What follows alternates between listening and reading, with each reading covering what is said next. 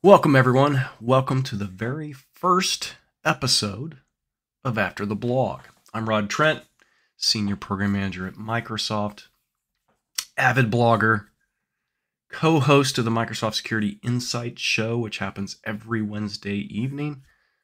I do a lot of things here at Microsoft. I'm focused on security and AI, artificial intelligence. So you're probably familiar with TV shows like The Curse of Oak Island, one of my favorites, or Deadliest Catch, right? These shows a lot of times have things like Digging Deeper or After the Catch episodes that literally take the audience, bring them in for an extra episode to kind of talk about the efforts behind each episode and give extra nuggets of clarity or just some extra things to think about from that specific episode.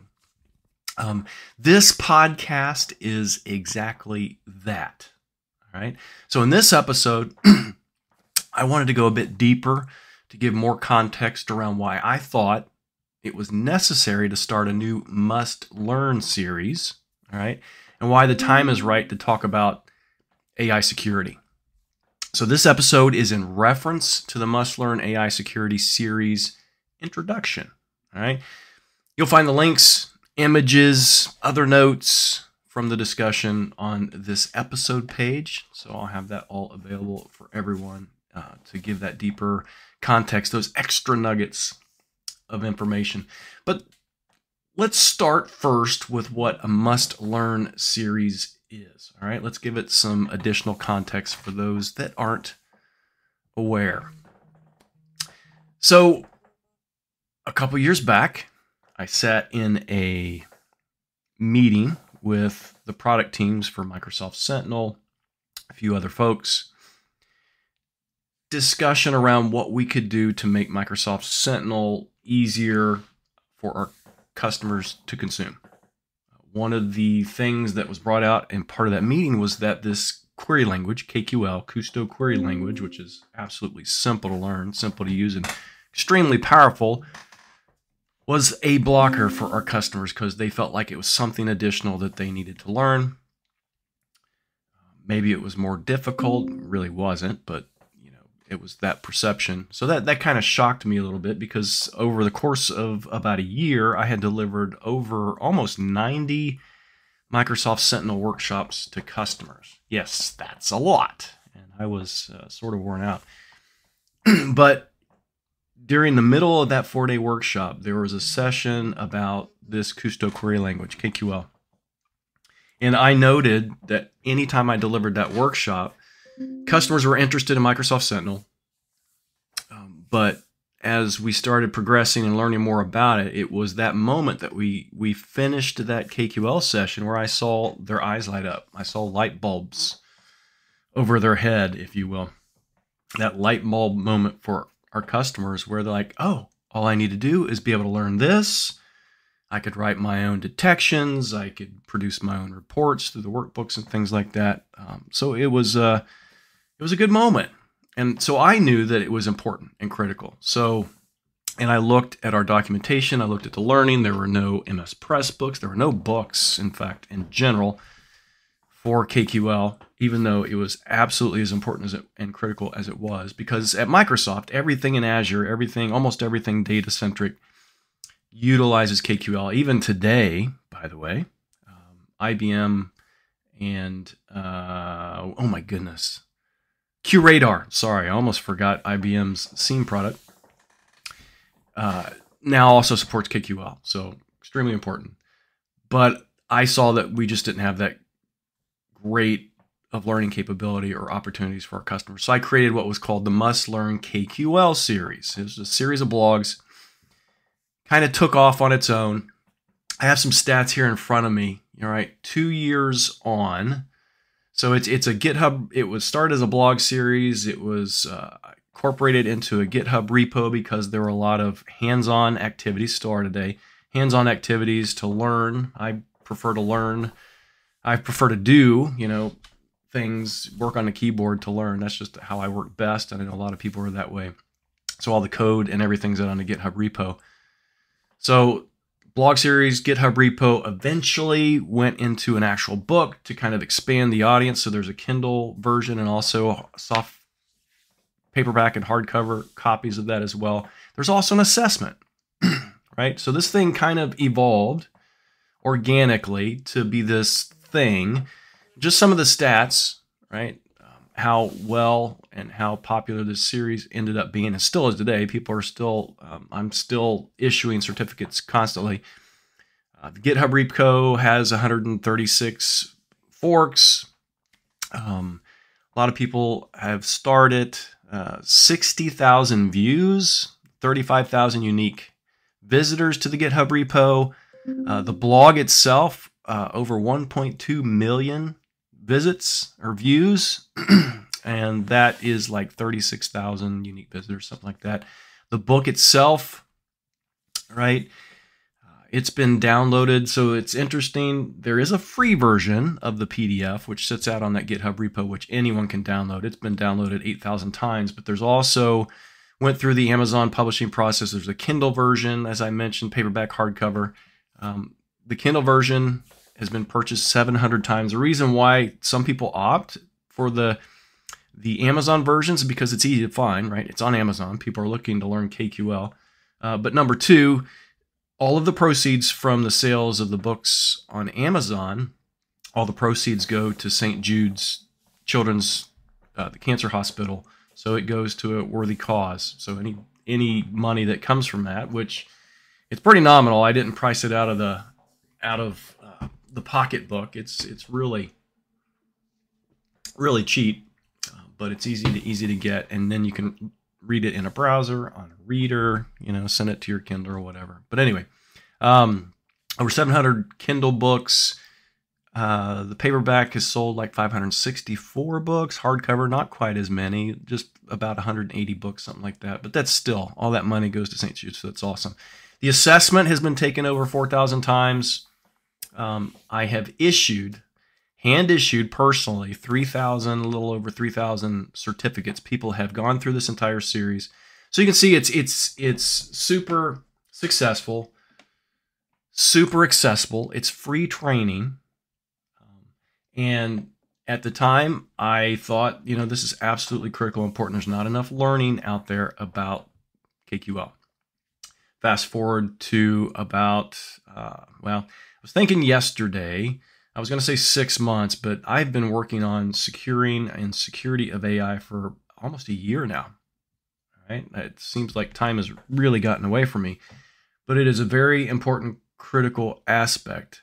So this new AI stuff, this generative AI, which has become this latest hotness. At Microsoft, we've worked on AI and machine learning for a long time. So it's not new.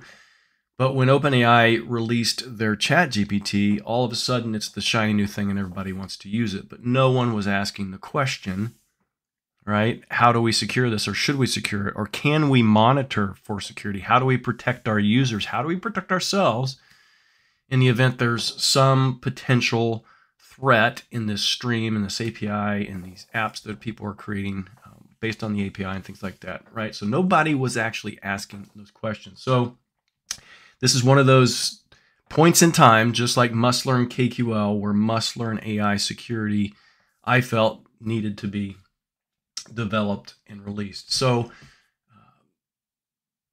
up to chapter 2, I intend to release at least a chapter a week. So far, let's see, looking at the page here, there's the first 2 chapters are released. First chapter was prompt injection attacks against AI. The second, of course, which released this week, was data poisoning attacks against AI. I started the series with a joke,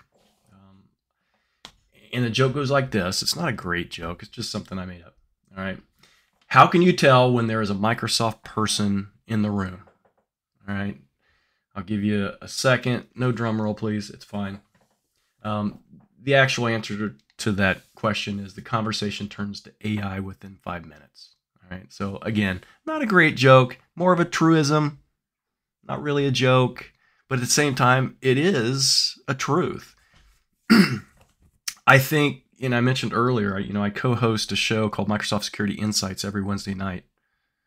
Awesome. My colleagues on there, Andrea, Brody, and Edward, they're awesome. We talk about security. We have guests on from within Microsoft, external to Microsoft, our partners, talk about security every week. But I have to tell you, since like January of this year,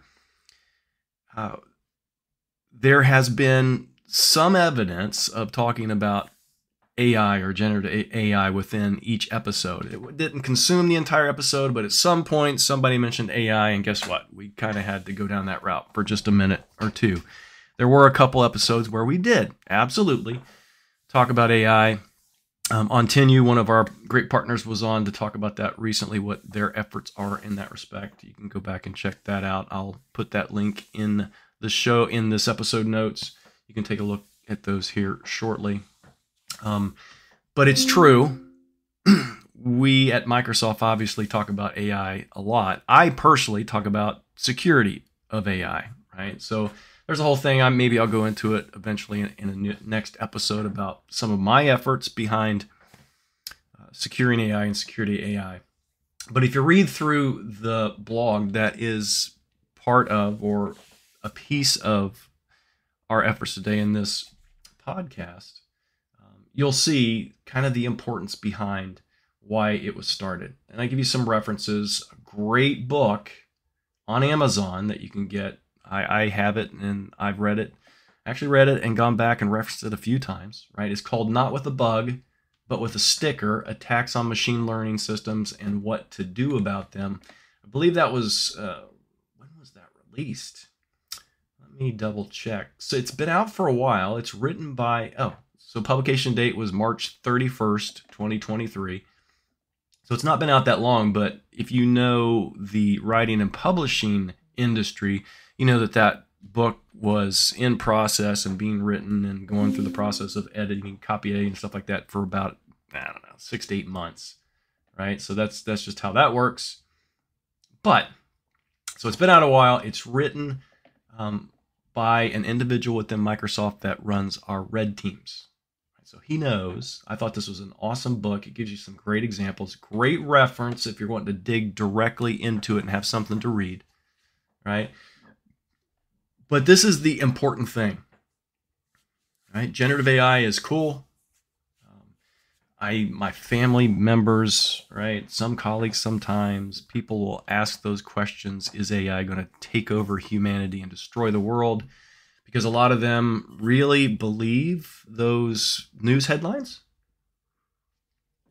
I have to answer those questions all the time. I've had to answer that with my mom, who's almost 80 years old. She's like, this AI thing seems like mind control and satanic. And so I've kind of had to explain why I work on it and why, I've not been taken over and I'm not a AI zombie or whatever, and how it actually really works. Great questions by an almost 80-year-old person, though, just to understand, right, exactly what AI is and what its effects are. But at the same time, this series is absolutely important. You may not ever develop an app for generative AI or any type of the AI components, right? That may not be you. You're not a developer. You're not an engineer. You don't develop and scale out the architecture to run AI within your organization. Maybe that's not you. Maybe you're just, an IT pro. Maybe you're an IT pro that what we like to call accidental security. Your job is IT pro managing your systems, but at the same time, you're tasked with security.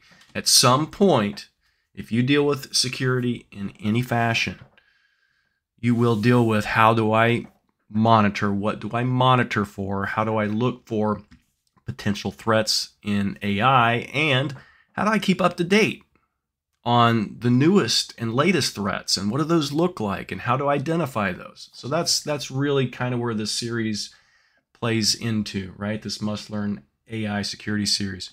Just like Must Learn KQL had its own special short URL to be memorable, aka.ms/mustlearnkql, this series has its own short URL as well, which is aka.ms/mustlearnAIsecurity. All right, all one word there. So it's easy to get to, easy to understand. And my hope is that this not necessarily makes you think that I'm the expert in this, but that we are learning this all together and kind of developing the series as it goes along. My hope is that as you read and consume this series, that you'll be willing to give feedback. So the series is on Substack. Substack has some very cool capabilities for notes, comments, all kinds of cool things. There's a GitHub repo that's part of this, just like for the Learn KQL series. So you can actually go out to the GitHub repo and make adjustments there and create a push, and I'll fix it. So again, this is all of us working together to learn this stuff and ensuring that we're all up to date on how we secure AI within our organizations, how we protect our people, how do we protect those things that we're actually responsible for. All right, so that's it. That's it for this episode. I don't want these episodes to really go that long, just to give you some additional nuggets. They're not going to be huge efforts on my part. We may see some, and I promise you we will hear from some guests as we go along, because I'm working with some internal folks. A lot of people don't understand. A lot of my blogs come from ideas and thoughts that a lot of time have been developed internally. For this AI security, I'm on a couple teams within Microsoft, where we're working on this. So the things that I produce as part of this series, a lot of those ideas come from that, right? So you're going to see in the content in these where there's actually a lot of people that are working on the back end to ensure that the content here matches and aligns exactly with what we're talking about at Microsoft. I'll talk a little bit more about that as we go along in this series. But I just wanted to kind of throw that in just to get you salivating for future episodes. All right, so that's it for this episode. Thanks, everyone, for tuning in. Share this with your colleagues, friends, family, basically anyone and everyone. All right, and I'll talk to you next episode.